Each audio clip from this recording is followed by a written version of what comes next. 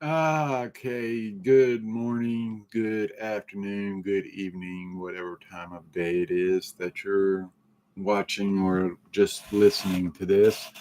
I've been working on this one for a while as well.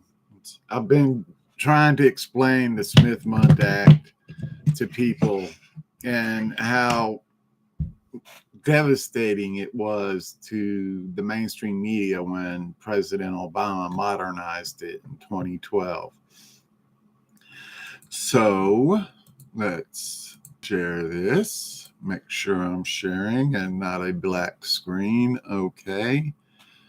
Go back over here. The modernization of the Smith-Mundt Act in 2012. How the mainstream media has lost the trust of the American people.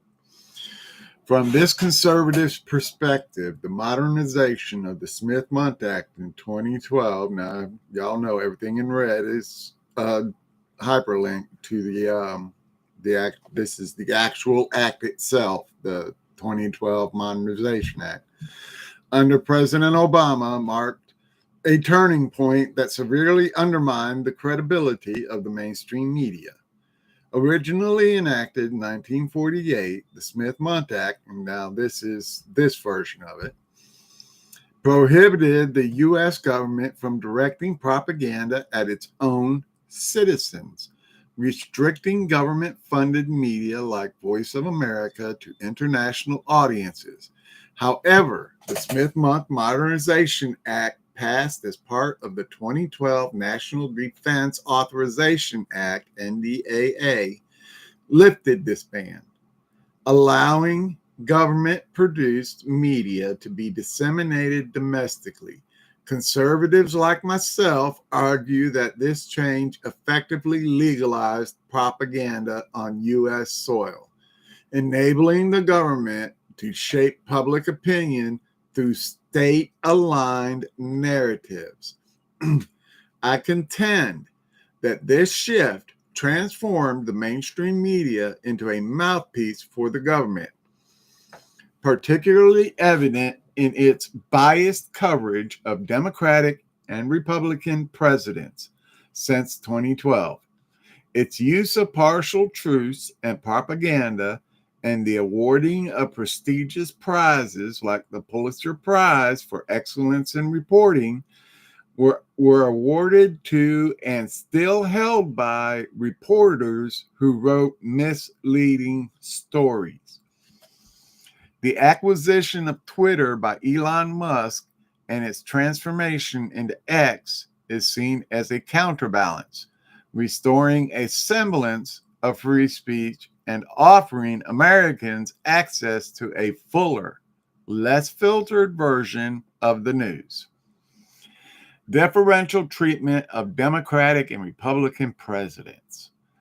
Oh, Lord. Conservatives like myself point to a stark double standard in how the mainstream media questioned Democratic presidents like Obama and Biden compared to Republican President Trump since the Smith-Mundt Modernization Act of 2012.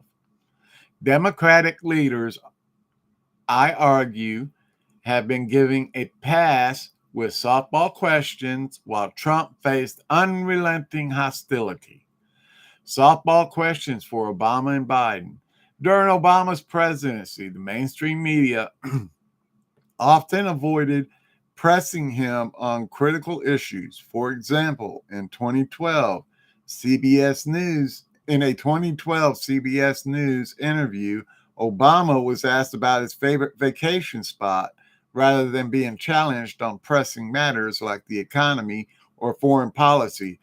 And I just want to point out, he said his favorite vacation spot was Hawaii.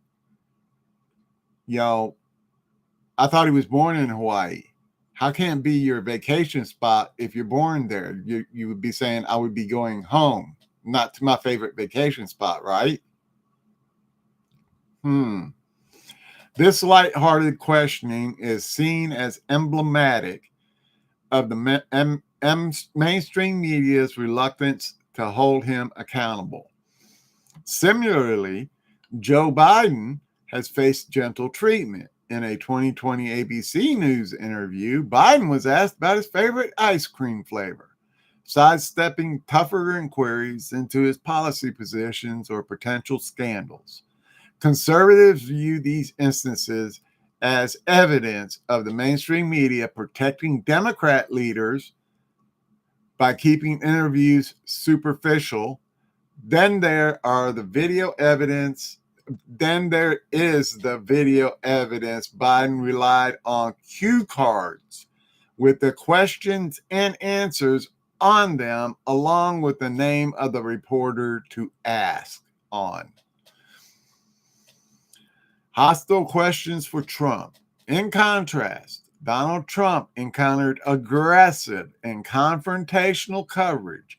A notable example occurred during a 2016 press conference when CNN's Abilio, Jim Acosta, yes, Abilio is his real first name. Jim is his middle name. But Abilio Acosta, or accost her, repeatedly interrupted him. I should have put Trump. Accusing Trump of spreading misinformation about policy issues and the COVID-19 pandemic. This exchange proved what we conservatives see as the MSM's adversarial stance towards President Trump. I remember that interview. Jim Acosta would not give up the microphone, would not stop asking questions, would not stop harassing President Trump until he turned and started walking away. That's whenever Jim Acosta finally gave, or Abilio finally gave up the microphone and let some other reporters ask questions of President Trump instead of hogging the mic and shoving the girl away with his arm when she tried to take the microphone out of his hand because he had already asked like 15 questions instead of his one, ability two. One with a follow-up is what reporters usually get. The hostilities, Abilio repeatedly interrupting him, accusing him of spreading misinformation. The hostility extended beyond Trump to his supporters, often labeled as deplorables or extremists by the mainstream media. Conservatives argue that this narrative was reinforced through selective reporting and cherry-picked facts, painting Trump and his MAGA base as threats to democracy rather than engaging with our policy positions. I mean, even after the very fine people on both sides lie was finally exposed, just a few days before the presidential debate, Biden still went up on stage during that debate and used that same exact lie of good people on both sides in the debate. Incredible. This differential treatment, we conservatives assert, reflects the mainstream media's alignment with government narratives, particularly under Democratic administrations, a trend I trace back to the 2012 Smith-Mundt Modernization Act. Partial truths and propaganda in mainstream media reporting. Conservatives like me like to argue that since the Smith-Mundt Act was modernized in 2012 by Obama, the mainstream media has increasingly blended partial truths with propaganda to craft false and misleading stories. And the reason why they put partial truths in there with their propaganda is so that whenever you challenge the reporter on their reporting, they always go to the truthful part and ask you to say, oh, so you're saying that's not truthful. And then when you say, no, that part is truthful, they say, oh, so you agree, and then try to move on without allowing you to clear up. You're not talking about the truthful part of the story. You're talking about the propaganda part of the story. Get it? Understand?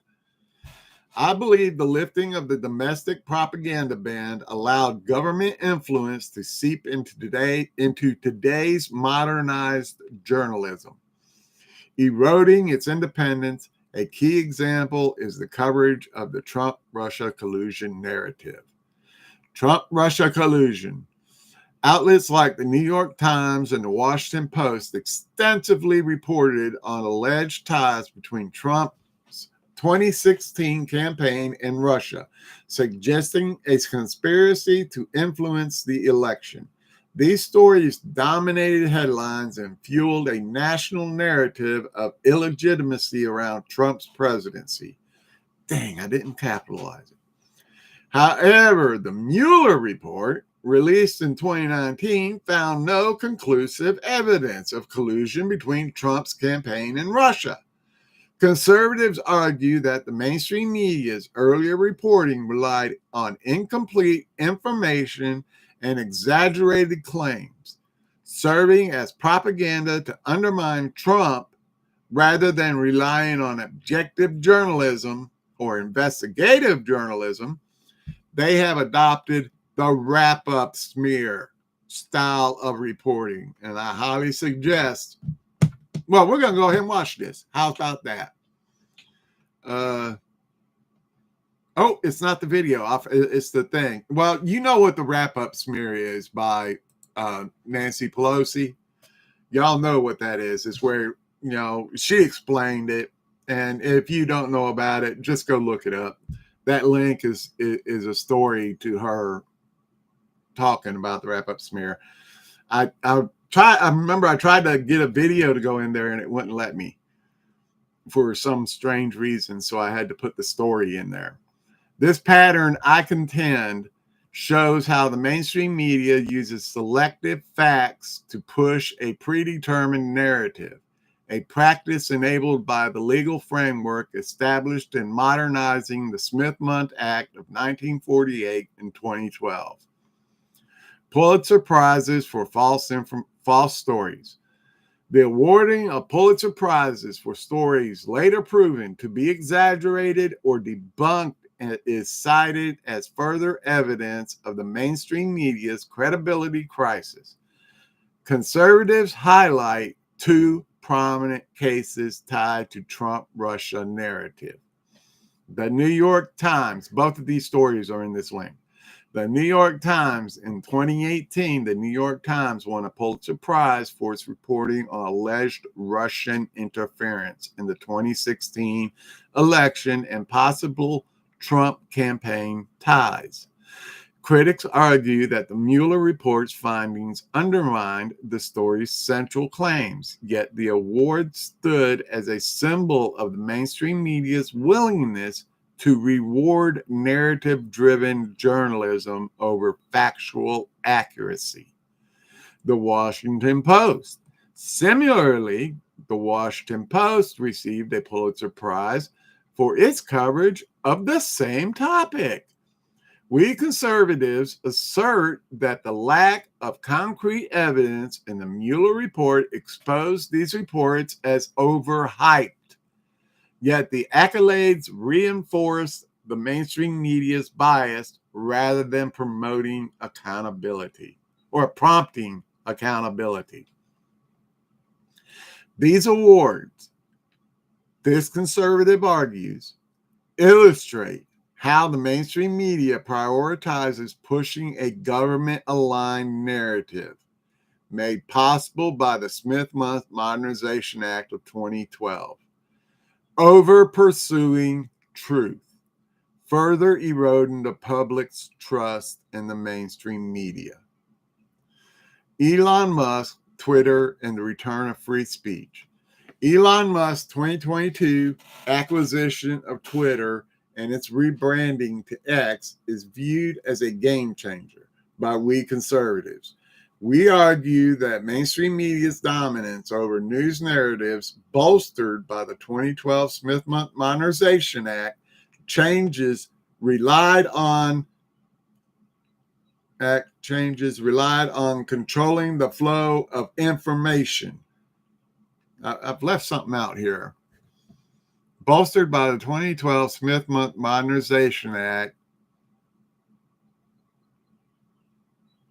changes relied on controlling, I messed that up big time. Under previous management, Twitter was accused of censoring conservative voices and amplifying mainstream media approved perspectives. Musk's takeover shifted this dynamic, restoring a semblance of free speech. By reducing content, modernization, and reinstating previously banned accounts, even though mine original account wasn't, I had to open up a new one. Musk allowed a broader range of opinions to flourish on X.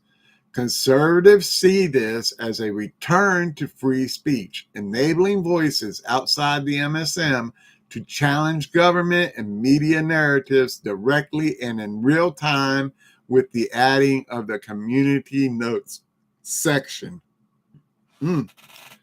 Excuse me. I don't know.